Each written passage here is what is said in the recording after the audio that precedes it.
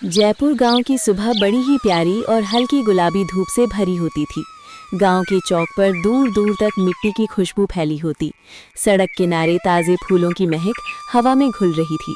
इसी चौक पर दो छोले भटूरे वाले अपना अपना ठेला लगाकर रोजी रोटी कमाते थे। एक तरफ राकेश का ठेला था, सादा, छोटा और पुराने रंग से पुता हुआ। दूसरी तरफ दामोदर सेठ का ठेला था, लाल रंग का चमचमाता बोर्ड लगा हुआ, जिस पर बड़े अक्षरों में लिखा था, करोड़पति छोले भटूरे वाला। दामोदर के ठेले पर सुबह होते ही ग्राहकों की लंबी लाइन दिखाई देने लगती थी।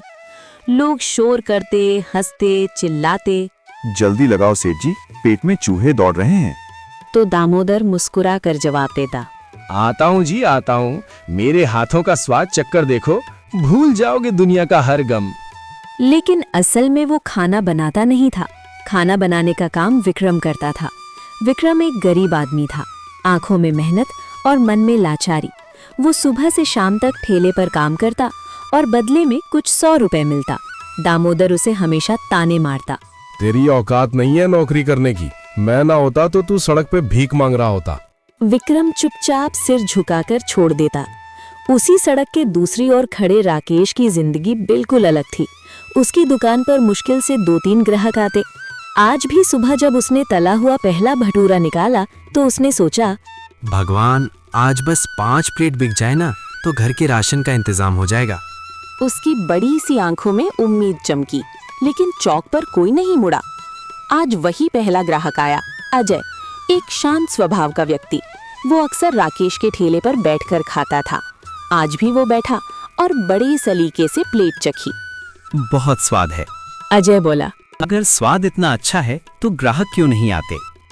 राकेश मुस्कुराया। शायद किस्मत मेहरबान नहीं है।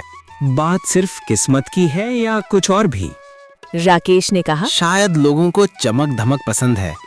दामोदर सेठ के ठेले पर भीड़ देखो और देखना वो कैसे अपने लड़कों पर चिल्लाता रहता है। अजय ने धीरे से आंखें उठाकर देखा। वो सब समझ रहा था। दामोदर का घमंड। उधर दामोदर के ठेले पर विक्रम तेजी से प्लेट लगाने में उलझा हुआ था। अचानक दामोदर की तेज आवाज आई, अरे ओ निकम्मे, कितनी देर में प्लेट लगाता है? लोग भगवान है, भगवान। और धड़ाम, उसने विक्रम को तमाचा जड़ दिया। ठेले पर खड़े कई ग्राहक सन्न रह गए। विक्रम ने पसीने से भीगी हथेलियों में प्लेट को कसकर पकड़ा और तेजी से परोसने लगा। दामोदर गर्व से बोला, देखिए साहबान, ये छोले भटूरे का स्वाद करोड़ों वाला है। ग्राहक हंसते। खाना स्वादिष्ट होने के कारण लोग कुछ भी बोलने की जरूरत नहीं समझते थे। उसी समय एक कमजोर, झुका हुआ, झुर्रियों वाला बुजुर्ग वहां आता है। उसके कपड़े फटे हुए, बाल उलझे हुए। वो विनती करता है, सेठ जी, सुबह से कुछ नहीं खाया, पेट में आग लगी है, कुछ खिला दीजिए। दामोदर ने उसे ऊपर से नीचे देखा, फिर जेब से 1 रुपया निकालकर उसके मुंह पर फेंका। और भाग यहाँ से, 1 रुपए में खुद खा ले छोले भटूरे। बुजुर्ग ने केवल इतना कहा। यदि पैसे होते तो आपके सामने झुकने की जरूरत क्या थी? लेकिन दामोदर हंस पड़ा। ओए विक्रम, देख क्या रहा है, निकाल इसे। विक्रम ने धीरे से बुजुर्ग से फुसफुसाया, बाबा चले जाइए, वरना सेठ गुस्से में और मारेंगे। माफ करिए, मैं मदद नहीं कर सकता। बुजुर्ग की आंखों में आंसू भर आए। वो धीमे कदमों से वहां से चला गया। बुजुर्ग जब राकेश के ठेले पर पहुंचा तो चुपचाप खड़ा हुआ। राकेश ने पूछा, कुछ खिलाऊं? बुजुर्ग बोला, पैसे नहीं है बेटा। राकेश ने मुस्कुराकर प्लेट निकाली। पैसे बाद में देना या मत देना, पहले पेट भरो। हर कौर में संतोष, हर निवाले में भावनाएं। खाते हुए उसने कहा, बेटा, असली मेहनत और असली इंसानियत ही आदमी को ऊपर उठाती है। राकेश ने कुछ नहीं कहा, लेकिन मन में आवाज आई, काश किस्मत भी ऐसा ही सोचती। बुजुर्ग चुपचाप चला गया। शाम हो चुकी थी। दिन भर की भागदौड़ के बाद चौक धीरे धीरे खाली हो रहा था। लोग अपने अपने घरों की तरफ लौट रहे। दामोदर तेज तेज कदमों से चल रहा था। उसकी जेब रुपयों से भरी हुई थी। विक्रम पीछे पीछे चल रहा था, बेहद थका हुआ। उसकी पीठ झुक गई थी, आंखों में थकान और दिमाग में निराशा। दूसरी तरफ राकेश भी अपने घर की ओर जा रहा था। आज का दिन उसके लिए भी कुछ खास नहीं था। कमाई बहुत कम हुई थी, लेकिन उसके चेहरे पर एक अजीब सी शांति थी। आज उसने एक भूखे बुजुर्ग को खाना खिलाया था। पैसे नहीं लिए थे, बस इंसान समझकर खाना दिया था। रात हो चुकी थी। विक्रम घर पहुंचा। उसकी बूढ़ी माँ उसकी बाट देख रही थी। चेहरे पर चिंता साफ दिख रही थी। माँ ने पूछा, खाया बेटा? विक्रम ने झूठ बोल दिया। हाँ माँ, खा लिया। असल में पेट में भूख चुभ रही थी। घर में आज भी बस हल्की सी खिचड़ी बनने वाली थी, बिना दाल, बिना मसाले। विक्रम मन ही मन सोचने लगा, क्या मेरी जिंदगी बस ऐसे ही चलेगी? क्या मैं हमेशा दूसरों की सुनता रहूंगा? उसे दामोदर की आवाज याद आई। तेरी औकात नहीं है कुछ करने की। लेकिन उसी पल उसके अंदर कुछ बदलने लगा। उधर राकेश घर पहुंचा। उसकी पत्नी सीमा चूल्हे के पास बैठी थी। पास में उनका 5 साल का बेटा मोहन खेल रहा था। सीमा ने पूछा, आज कितने पैसे आए? राकेश ने धीरे से कहा, 60 रुपए। फिर में कुछ पल सन्नाटा रहा। फिर राकेश बोला, आज एक भूखे बुजुर्ग को खाना खिलाया। पैसे नहीं थे उनके पास, लेकिन उन्होंने दुआ दी। सीमा हल्की मुस्कान के साथ बोले, दुआएं कभी बेकार नहीं जाते। एक दिन हमारे भी अच्छे दिन आएंगे। रात ठंडी और खामोश हो गई थी, मगर राकेश की आंखों में उम्मीद की गर्माहट थी। अगला दिन सुबह चौक फिर गुलाबी धूप से जगमगा उठा। फूलों की खुशबू फिर हवा में थी। दामोदर फिर तेज आवाज में ग्राहकों को आवाज लगा रहा था, आइए आइए, करोड़पति छोले भटूरे वाले के स्वाद का मजा लीजिए। ग्राहक लाइन लगाकर खड़े थे। विक्रम तेजी से प्लेट परोस रहा था।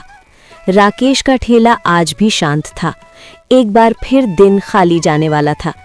तभी वही बुजुर्ग वहां आए जिन्हें राकेश ने कल खाना खिलाया था। आज उनका हुलिया बदला हुआ था। साफ कपड़े, शांत चेहरा और आत्मविश्वास। वे सीधे राकेश के पास आए। राकेश घबरा गया। बाबा, वो मेरे पास पैसे नहीं है देने को। मैं बस खाना। बुजुर्ग ने मुस्कुराकर कहा, आज मैं खाने नहीं आया बेटा, आज मैं तुम्हें देने आया हूँ। राकेश चौंका। बुजुर्ग बोली, मेरा नाम है शिव शंकर अग्रवाल। मैं जयपुर के खाद्य उद्योग में निवेश करता हूँ। कल मैंने दामोदर के ठेले से खाना मांगा, पर उसने अपमान किया।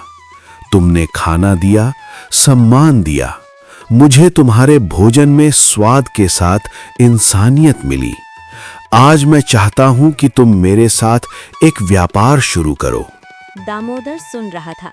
उसने हंसते हुए कहा, अरे छोड़ो बाबा, ये राकेश, इसके ठेले पर 3 लोग नहीं आते, रेस्टोरेंट चलाएगा। बुजुर्ग धीरे से मुस्कुराए और बोले, आज से आएंगे, क्योंकि जो खाना पेट भरता है वही मन भरता है, और जो मन को भाता है वही प्रसिद्ध होता है। दामोदर का चेहरा उतर गया।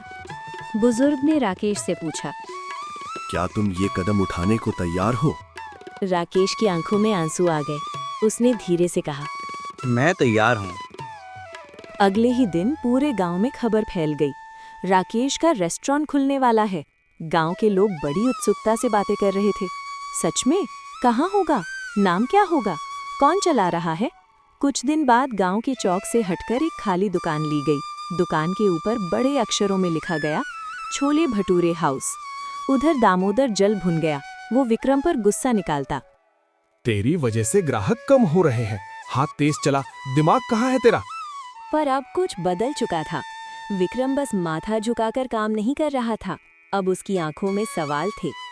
एक शाम विक्रम ने पूछा, सेठ जी, अगर मैं अलग से ठेला लगाना चाहूँ तो? दामोदर गरज पड़ा। औकात नहीं है तेरी, मेरे बिना तू कुछ नहीं। विक्रम ने गहरी सांस ली। चेहरे पर शांत दृढ़ता थी। यही तो देखना है। एक हफ्ते बाद उद्घाटन का दिन आया। शिवशंकर जी, अजय, गांव के बड़े लोग, बच्चे, महिलाएं सब जमा थे। भीड़ राकेश के ठेले पर पहली बार इतनी बड़ी थी। पहली प्लेट अजय को मिली, दूसरी विक्रम को।